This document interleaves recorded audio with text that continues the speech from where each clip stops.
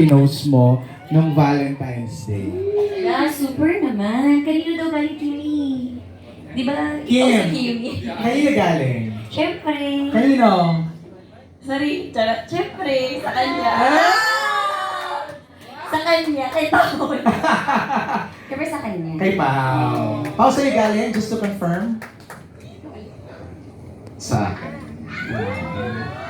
Tapos yung post mo, Kim, sabi mo, ay, babae pala ako. Ganun lang. Yes, ang dami kasing mga babae naglalakad sa daan nung araw na yun. Oo. Siyempre nadadaanan ko lang, galing ako showtime. Dami naman mga naglalakad na nakahawak ng bulaklak. Itong mga to, super naman talaga sa pagka-long hair. Pag uwi ko ng bahay, hello, may flowers din pala ako. Girl pala ako. Ganon. Yan lang yun. I know it's too personal to share, but how does it feel lang na parang somebody sending you a flower and it's Paolo pa, from Paolo pa? Siyempre nakaka-girl talaga pag bigyan ka ng flowers on Valentine's. Kasi hindi naman yan sa gaano kalaki yung bulaklak, super dami, ganyan. It's the thought that counts. Na naalala ka, oy, thank you, salamat Pao, anything to add sa pagpapadala mo ng bulaklak kay Kim? Wala naman. Masaya ako na masaya ako. Gusto mo ba i-share yung letters ako? Kimi, can you?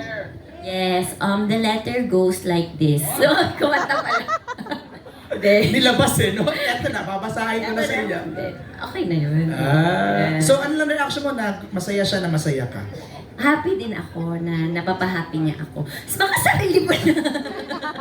So would you say, Kim, that you already found happiness? Super naman you already found happiness, but we have to be happy every day. Kasi di ba hindi natin alam kung anong mangyayari sa atin bukas or sa susunod na taon. So, kung ano man ang nagpapasaya sa'yo ngayong taon, i-cherish mo na. Ayan. O, di ko na dadagdagan baka... Oh.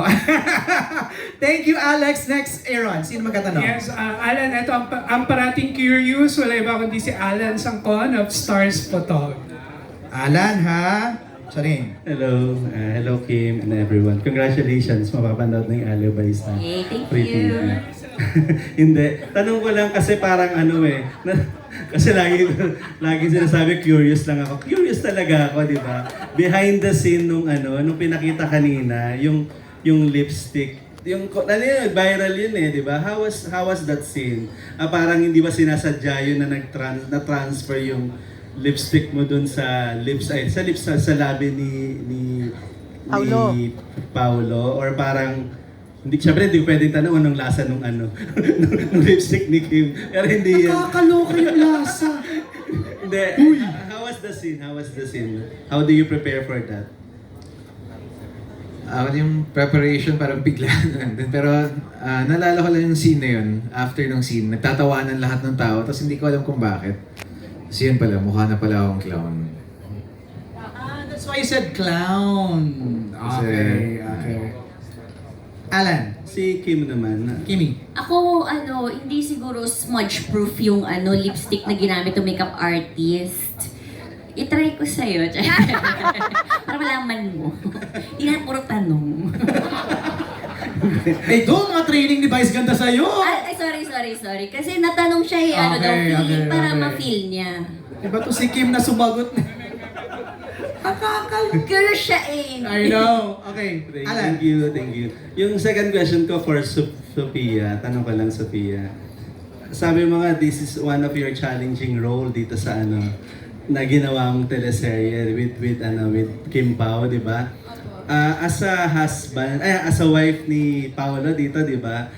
Gaano ka-challenging yung role mo dito? And yun nga, yung mga hindi malilimutang intense scenes ninyo ni Kim, aside dun sa sabunutan and sakitan yung dalawa.